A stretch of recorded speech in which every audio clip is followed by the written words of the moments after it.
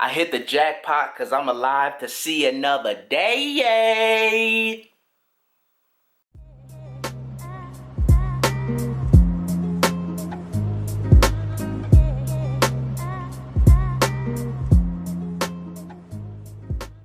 Yo, what's good, guys?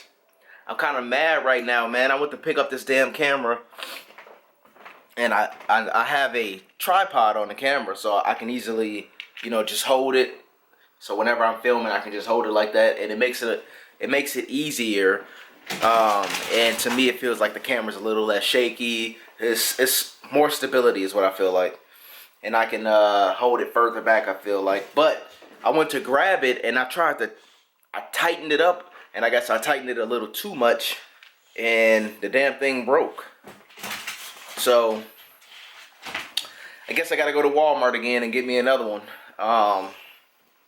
Cause I love this thing, man. Or probably maybe I should go to somewhere like Best Buy or something. Cause this thing only costs like $10, so it was pretty cheap. It's not like it was real expensive or a good build, but I liked it. So I don't know. Maybe I'll go check Best Buy, see if they have any. Or go to Walmart and see if they have any.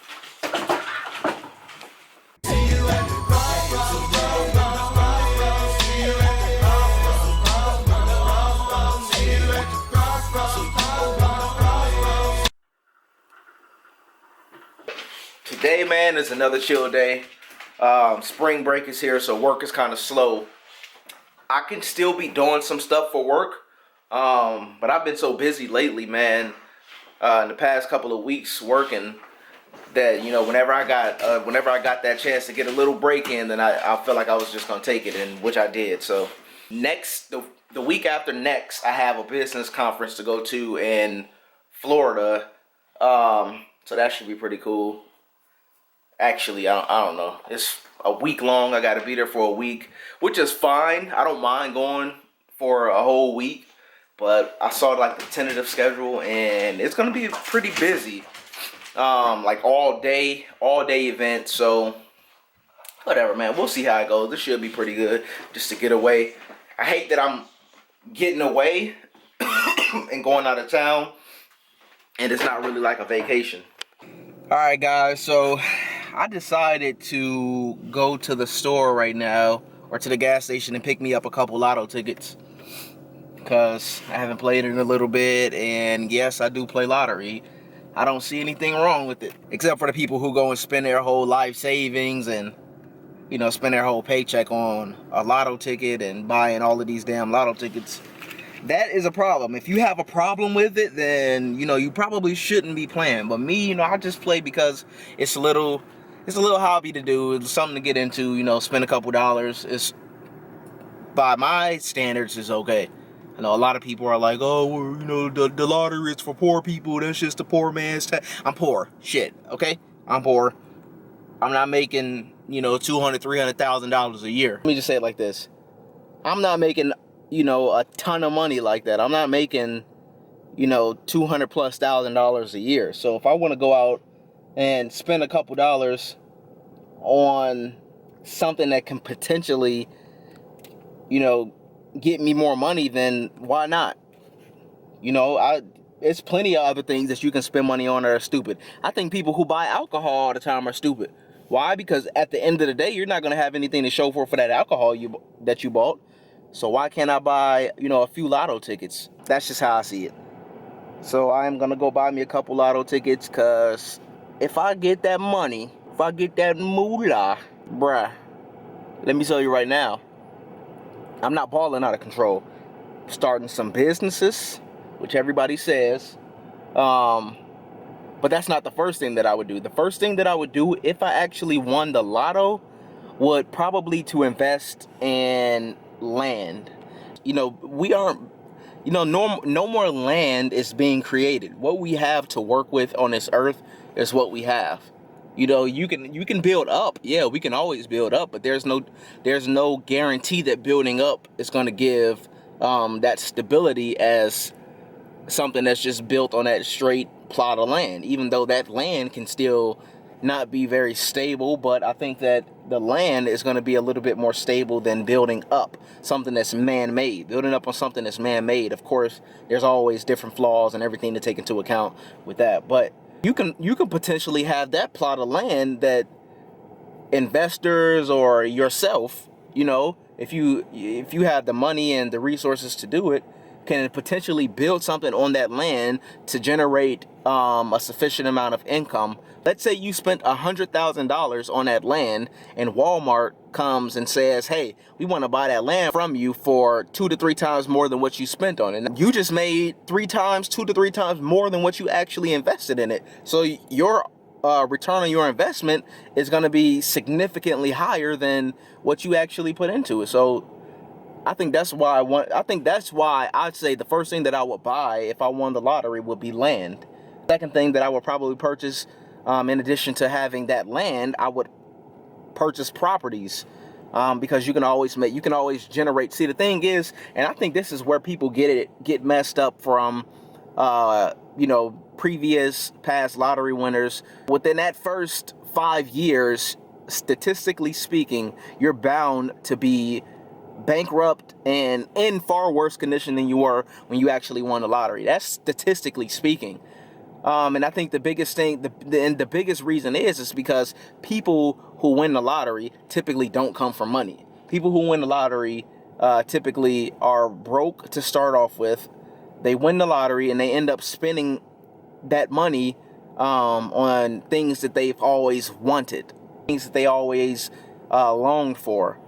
Why? Is because they now have the resources to do it. Whereas somebody who probably came from a long line of money, somebody who knows how to manage their money, if they come into a certain amount of money, they can grow that money. They make that money last. So they can take $1 and turn it into 1,000. Take 1,000, turn it to 10. Take 10, turn it to 1,000,000, so on and so forth, because they're used to having money. This is not something that's foreign to them. In order for you to sustain that amount of money that you've won, or to even remotely save a small amount of it that you won, you have to have some type of income. Unless you're just not spending money on anything and you're going about your life as a regular individual who's probably, let's say you won, 10, 20 million, and your rent is $500-$600. You don't have a car payment. Only thing you do is live, buy groceries, probably have some cable or something every now and then yes, you can definitely save everything that you want. You can definitely go without working. You can retire and still be okay and still have money when you pass away or leave it to somebody else or whatever it may be. You can still do well. But for normal individuals who have a certain lust for materialistic things, it's not going to work out very well, because now you have this certain amount of money. You're probably going out buying cars, like I was saying. You buy a house that you probably don't even buy it. You probably just rent a house, probably lease a few cars. So you're dishing out money every single month on something that isn't yours. Every single month you're dishing out money on something that isn't yours. So then by the end of the day, now that you have no income and you spent all of this money, you don't have anything to show for, because let's say you ran out of all of your money. Well, okay, you ran out of all of your money, but you leased a car. You rented a house. You didn't buy any property. You didn't buy any land. You didn't invest in any businesses. You didn't do anything wise with your money that's going to potentially have more income. You didn't do anything to generate income. So now, of course, you're going to be broke. It's simple logic. That's all it is. It's simple logic. If in order for you to sustain a certain amount of money, you have to generate a certain amount of income so that the money that you spend isn't affected, because you can spend that money and you still have a certain amount coming in, so you're still good.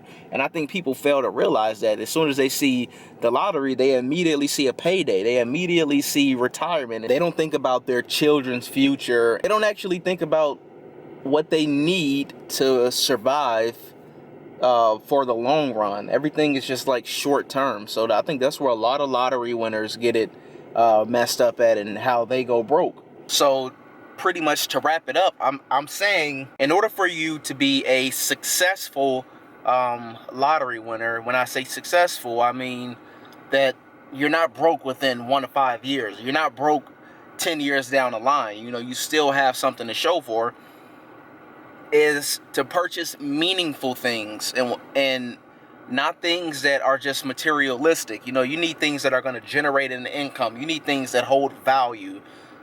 Jewelry, cars, stuff like that is not holding value. You know, cars depreciate so damn fast. You buy a car, you drive it off the lot. You know, that's $10,000-$15,000 that the car has depreciated just by you signing a paper and buying that car and driving it right off that lot. Those 4 wheels go off of that lot. That's it. You know, your car's value is depreciated. So you need to buy things that are going to hold their weight in value. Things that you can generate income from, like I said, and you need to just have something to show for it. That's how you won't go broke. Now, I'm not saying that, you know, I'm a lottery guru, financial guru. I'm not an expert, a financial expert or anything when it comes to finances. I just feel like I'm very level-headed. I feel like for what I do have, you know, I don't live above my means. Sure, I have debt. I have like student loans and stuff like that. I have debt like that. But, you know, for immediate things like credit cards and all of this other stuff, you know, I pretty much feel like I've gotten to a point where I can handle that. You know, that's something that I can handle. Maybe when I was 18 or something and you're talking to me and you send me a $300 a credit card with, you know, $500 limit, I'm spending it. That was no question about it. I was not very smart when it came to finances. I wasn't smart when it came to having money. I would just want to spend it. When I was like 16, 17, I'm working my job. I'm working my little job at the grocery store. I get, you know, $150 every week or so. I'm spending that on like shoes and clothes, things that I didn't need. But as I got older, I realized that that's something that I don't need. I can go to like a Walmart or a Target or Marshalls or TJ Maxx or whatever and get whatever it is that I need from there. I can go buy things that I need. I don't have to always be in something that's like extremely fancy. Things that I need is transportation. That's what I need. That's where, instead of spending you know, $100 every single week on a pair of shoes, invest that money into a car or some type of transportation. That's how my logic became as I got older. I think everybody should be like that as they get older, but a lot of people aren't. A lot of people my age are still, you know, fascinated by materialistic things that they can show off to their friends, and they feel like that's going to make them somebody somewhat of a better likable person. It's not. You know, all the money in the world is not going to make you likable if you're an unlikable person to begin with. All the money in the world is not going to make you cool if you're uncool to begin with. She's always messing my vlogs up, man. Just went into the gas station, got my my lotto ticket here, and my brother called me and he's like, hey, pick me up some NyQuil. And I was like, I'm not going anywhere but the gas station. So I was like, if they don't have it there, I'm not going anywhere else to get it. Man, I go in there. I'm like, how much is the NyQuil? Because I see it behind the counter. The guy's like $10.99. Damn! I'm like, God, dog. I can buy some codeine for that. I can be out here sipping on that same stuff Lil Wayne sipping on for $10.99. So as I was saying before, I was so rudely interrupted by a phone call as I'm sitting outside by yours truly, Mialana Toro. And now being interrupted by yours truly.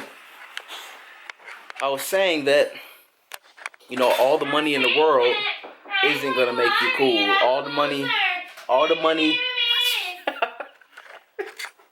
Oh man, I can't stand her, man. I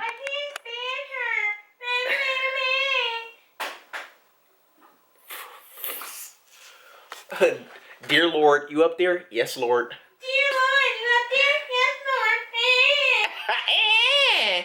Hey, how about you take a back seat and let me do the talking? Babe, how about you take a back seat and let me do the talking?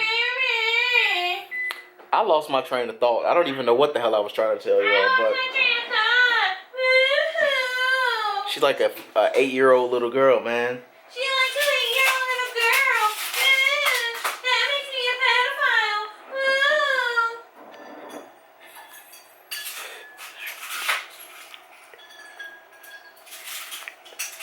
You do what you want when you pop it. Yeah. You do what you want when you pop it. You do what you want when you cop it. You do what you want when you got it.